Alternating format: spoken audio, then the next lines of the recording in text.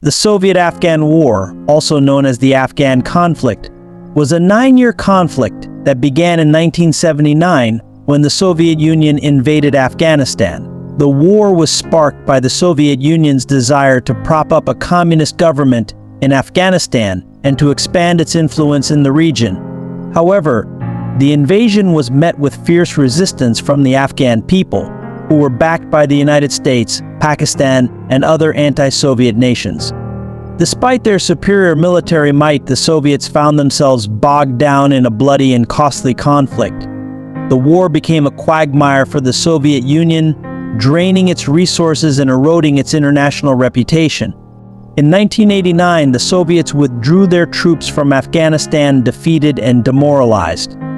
But what led to the USSR's defeat in Afghanistan? What factors contributed to their failure to achieve their objectives? In this video, we'll explore the reasons behind the USSR's defeat in Afghanistan, examining the military, logistical, diplomatic, and internal challenges that ultimately led to their withdrawal. In the late 1970s, the Soviet Union sought to expand its influence in Afghanistan, a strategic location bordering the Soviet republics of Central Asia. The Soviets aimed to prop up a communist government in Kabul, aligned with their ideology, to counter the growing influence of the United States and other Western powers in the region. In December 1979, Soviet forces invaded Afghanistan, quickly toppling the existing government and installing a communist regime led by Babrak Karmal. Initially, the Soviets enjoyed success, securing key cities and infrastructure, and establishing a new government loyal to Moscow. They also began to modernize Afghanistan's economy, military, and social structures in line with communist principles. However, the Soviet occupation sparked widespread resistance from Afghan militias, known as the Mujahideen, who were determined to defend their country's independence and Islamic heritage. The Mujahideen received support from the United States, Pakistan, and other anti-Soviet nations, which provided them with weapons, funding, and training. Despite their initial successes, the Soviets soon found themselves facing a fierce and determined insurgency. The Soviet military strategy in Afghanistan relied heavily on conventional tactics, which proved ineffective against the guerrilla warfare employed by the Mujahideen. The Soviets' reliance on superior firepower and armored vehicles made them vulnerable to ambushes and hit-and-run attacks in the rugged terrain. Their attempts to secure urban centers and transportation routes left them exposed to attacks from rural areas. The Mujahideen's unconventional tactics allowed them to exploit the Soviets' weaknesses and wear them down through a war of attrition. The Mujahideen employed tactics such as raid, sabotage, and intelligence gathering, which disrupted Soviet supply lines and communication networks. They also leveraged their knowledge of the terrain to launch surprise attacks and then melt away into the mountains and villages. The Soviets' attempts to pacify the population through force only fueled further resistance, and their efforts to win hearts and minds were hindered by cultural and linguistic barriers. The Soviets' logistical challenges, including maintaining supply lines over long distances, also hindered their ability to respond effectively to the Mujahideen's tactics. The harsh terrain and weather conditions in Afghanistan proved to be a significant challenge for Soviet forces. The country's rugged landscape, with its steep mountains, narrow valleys, and sparse infrastructure, made it difficult for the Soviets to maintain supply lines and transport troops and equipment. The extreme weather conditions, including blistering summers and freezing winters, further complicated logistics and communication. The Soviets had to contend with limited road networks, often forced to rely on vulnerable air transport or cumbersome convoys. This made it difficult to respond quickly to Mujahideen attacks or maintain a steady flow of supplies to their troops. The Soviets struggled to maintain a reliable supply chain, leading to shortages of food, fuel, and ammunition. This eroded morale and effectiveness among Soviet troops, who often had to go without basic necessities.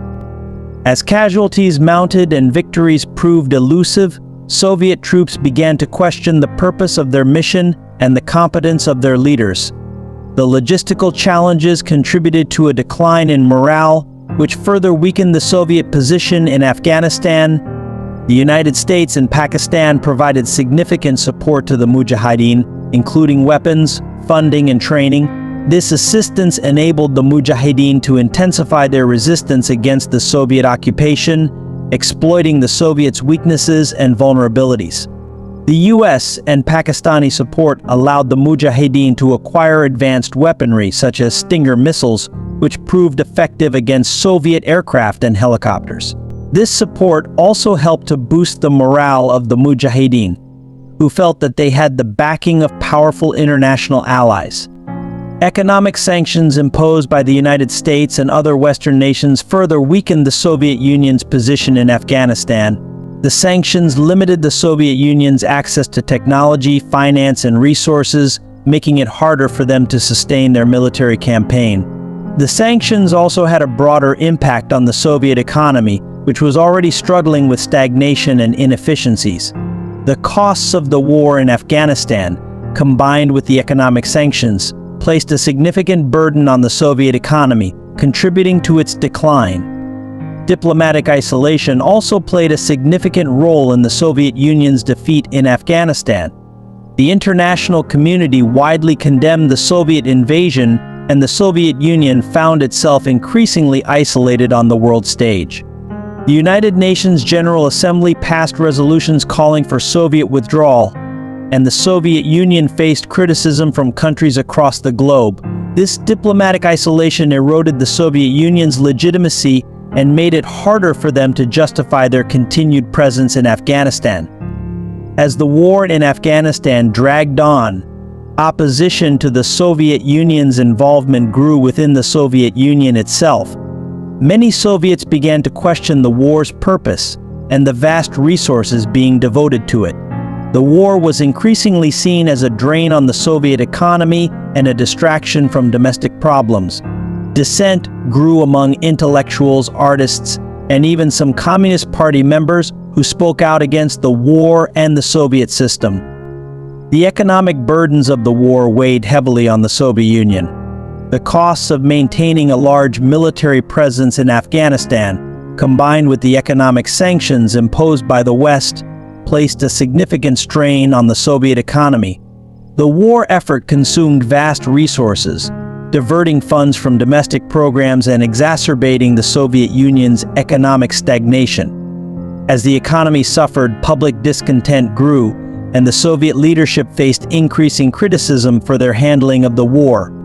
Public discontent within the Soviet Union manifested in various ways, from dissident movements to growing nationalism among the Soviet republics. The war in Afghanistan became a symbol of the Soviet system's failures and excesses, fueling demands for reform and greater autonomy.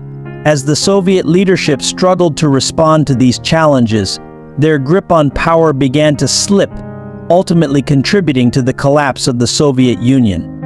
In 1989, the Soviet Union withdrew its troops from Afghanistan, defeated and demoralized. The withdrawal marked a significant defeat for the Soviet Union, both militarily and ideologically. The failure to prop up a communist government in Afghanistan exposed the weaknesses of the Soviet system and eroded its international reputation.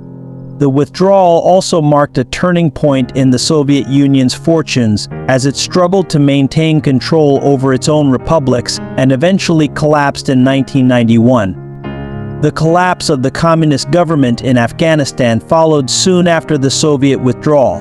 The government, lacking Soviet support, was unable to withstand the Mujahideen's continued resistance. In 1992, the communist government was overthrown and a new Islamic government was established. However, the country descended into civil war as various factions vied for power.